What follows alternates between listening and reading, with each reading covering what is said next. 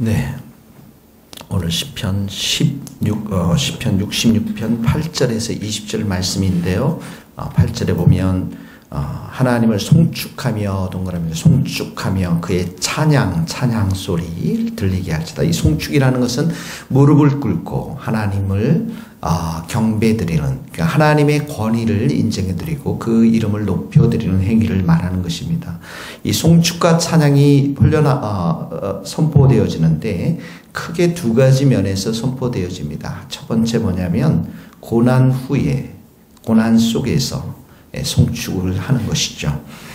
자, 9절에 보면 고난 속에서 하나님은 우리 영혼을 살려두시고 목숨을 보존해 주신다나, 우리의 실족함을 허락하지 않는다라는 것은 고난 중에 우리를 붙들어 주신다라는 것이죠. 의로운 손으로 붙들어 주시는데, 자, 이제 고난에 대한 이야기가 계속 나옵니다. 10절에 보면 우리를 시험에다 동그라미 치시고 단련이 나오죠. 우리를 단련, 그 다음에 은을 단련이 나옵니다. 이 단련이라는 것,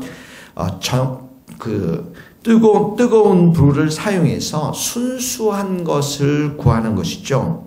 순수한 것을 구하는 것. 불순물들을 정화시키고 고난의 영광로에 우리 인생을 집어넣어서 더러운 불순물들을 다 깨끗하게 하시고 우리를 정금같이 순금처럼 온전하게 세우는 것을 말하는 것입니다. 자, 그래서 이 시험, 고난 속에서 우리를 시험해서 우리의 믿음이 하나님을 향해서 정금처럼 순전한 믿음을 갖도록 하는 것. 그래서 하나님은 우리에게 고난을 주시는데 11절에 보니까 그 고난이 우리를 끌어 그물에 걸리게 하시며 그물에 끌린다라는 것은 이스라엘 백성들을 덫에 걸리도록 하셔서 하나님께서 고난의 길로 인도하는 것을 그렇게 표현한 것입니다. 자, 어려운 짐을 허리에 뒀다. 어려운 짐 허리에 뒀으니까 어떻게 굉장히 힘들겠죠. 걸었는 것도 힘들고 숨 쉬는 것도 힘든 그런 고난이죠. 12절 보면 사람들이 우리 머리를 타고 가게 하셨나이다. 우리가 불과 물을 통과하였더니, 우리 머리를 타고 가게 하셨다라는 표현은 전쟁에서 패배해서 적군의 말 발굽에 밟히는 것을 말하는 겁니다. 전쟁에 패배해서 적군의 말 발굽에 밟히는 것. 그래서 우리 이 이스라엘 백성들이 불과 물을 통과하였다. 이 고난을 상징하는 그러한 말들입니다. 바로 크게는 이 이스라엘 백성들이 바벨론 포로 시절을 기억하고 있고요. 또 하나는 애굽의 노예 시절을 말하고 있는 것이죠. 자,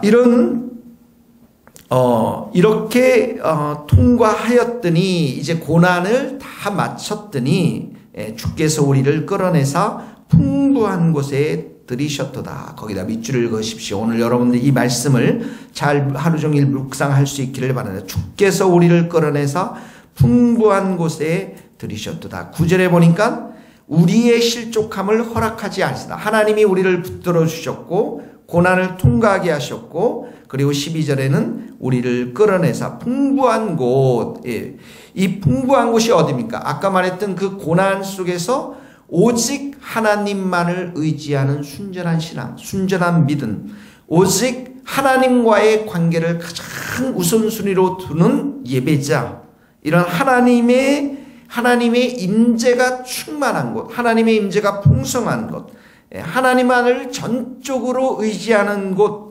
그래서 이 고난을 통해서 하나님의 위대하심과 하나님의 우선과 하나님께 예배드리는 자로 변화되어지는 그 은혜가 풍성한 것을 말하는 것입니다. 이 하나님께 예배드리며 우선순위를 드리며 만나는 그 장소는, 하나님의 임재가 있는 곳에는 바로 하나님의 은혜를 풍성히 경험할 수 있는 그러한 장소인 것이죠.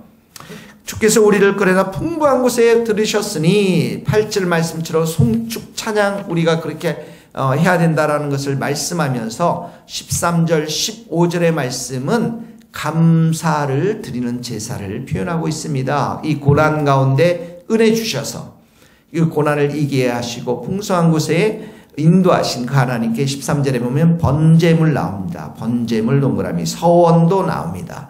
서원이 나오죠. 15절에 보면 숫향의 향기 나옵니다. 그리고 번제가 나옵니다. 수소와 염소를 드리겠다. 하나님께 서원을 바치고 서원을 이행하고 또 하나님께 이런 번제물들을 통해서 감사의 제사를 드리겠다라고 하는 표현인 것입니다. 그러므로 오늘 첫 번째 적용입니다. 고난 중에 있는 성도님들이 있습니까? 하나님이 허락하신 기림을 믿고 정금 같은 믿음 그리고 순전한 믿음으로 하나님이 반드시 12절의 말씀처럼 우리를 끌어내서 풍부한 곳, 은혜가 풍성한 곳, 하나님만을 예배하는 곳, 하나님의 임재로 충만한 그곳으로 반드시 우리를 인도할 것임을 믿고 오늘도 경배하며 찬양하며 감사할 수 있는 하루가 될 수 있기를 예수님의 이름으로 축원합니다. 두 번째는 고난 중에 감사와 찬양을 드렸는데 왜 그렇게 감사와 찬양을 드렸냐면 기도 응답 때문에 그렇습니다. 16절에 보면 들어라 다 와서 들어라 하나님이 나의 영혼을 위하여 행하신 일을 내가 선포하겠다 간증하겠다라는 것인데 이것이 무엇이냐면 17절에 보면 부르짖으며 나오죠. 기도가 납니다. 부르짖으며 부르짖으며 19절에 보면 하나님이 실로 들으셨으며 동그라미 치시고 17절에 부르짖으며 19절에 들으셨으며 그 다음에 내 기도가 나옵니다. 기울이셨도다 귀를 동그라미를 계속 치시고 20절에 보면 내 기도가 또 나옵니다. 물리치지 아니하시고 자, 이 기도 가운데 특별히 이 저자가 강조한 건 18절의 말씀입니다. 내가 나의 마음에 죄악을 품었더라면 주께서 듣지 아니하시리라. 이 기도 가운데 그가 충분히 아주 완전하게 회개의 기도를 드렸던 것을 보게 되어집니다. 죄악을 품었더라면 모든 죄를 토설하고 하나님 앞에 욕심으로 정욕으로 구하지 않고 기도했던 것을 고백하고 있는 것입니다. 그래서 20절 말씀처럼 그의 인자하심, 헷세대의 하나님, 자비하시고 은혜가 풍성하시고 또 우리에게 모든 것을 다 주시기를 기뻐하시는 그 사랑의 하나님, 그 하나님께서 이 모든 기도에 응답하셨기 때문에 17절 말씀 높이 찬송하였도다. 그리고 20절 하나님을 찬송하리로다. 이렇게 찬송이 나오고 있는 것을 보게 되어집니다. 오늘 두 번째 적용의 말씀입니다. 우리가 고난 중에 있습니까? 고난 중에 있으면 우리가 부르짖으며 기도해야 될 줄로 믿습니다. 고난 중에 있을 때 우리 자신을 돌아보고 하나님이 기뻐하지 않는 죄악이 있다면 우리 마음속에 그 죄악을 다 회개하고 용서를 받으며 주님의 보혈로 우리를 깨끗이 씻고 또 우리가 기도할 때 낙심하지 말고 늘 기도는 믿음으로 하고 늘 기도는 지속적으로 인내함 가운데 하고 기도 가운데 반드시 하나님이 응답하실 것이다 라고는 간절한 소망을 가지고 하나님 우리에게 응답하시는 분임을 기억하고 그 하나님을 우리가 찬양하며 경배해 드려야 될 줄로 믿습니다. 이것이 바로 오늘 말씀의 두 번째 적용의 말씀인 것입니다.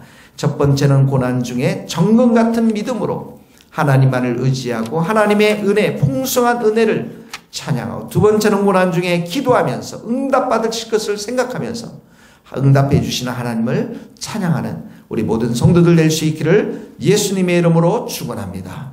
함께 기도하시겠습니다. 하나님 아버지 우리 가운데 인생의 산들, 고난들이 많이 있습니다. 하나님 아버지 이 고난들, 산들 가운데 하나님 아버지 우리가 어떻게 해야 될지 때로는 주저앉아 눈물을 흘릴 때 있지만은 하나님 그때 우리가 정금 같은 믿음을 소유할 수 있도록 우리를 붙들은 분이 하나님이신 것을 기억할 수 있도록 도와주시고 하나님 아버지 우리가 정금 같은 믿음을 통해서 반드시 하나님께서 은혜가 풍성한 곳으로 우리가 인도되어짐을 오늘도 이 말씀을 통해서 믿고 하나님 앞에 찬양하며 감사드리는 우리 모든 성도들 될 수 있도록 도와주시옵소서. 하나님 아버지 우리가 기도를 쉬지 않기를 원합니다. 항상 기도할 수 있기를 원합니다. 고난 중에 하나님 앞에 기도하며 하나님의 응답을 구하며 하나님 아버지 오직 기도로 하나님 오직 찬양으로 나아가는 우리 모든 성도들 될 수 있도록 기름 부어 주시옵소서. 예수 그리스도의 이름으로 기도하오며 지금은 우리 주 예수 그리스도의 은혜와 하나님의 크신 사랑과 성령님의 교통하심이 우리 모든 성도들, 선교사님들 또 스코틀랜드 땅 위에 이제로부터 영원토록 함께 하시기를 간절히 축원하옵나이다. 아멘.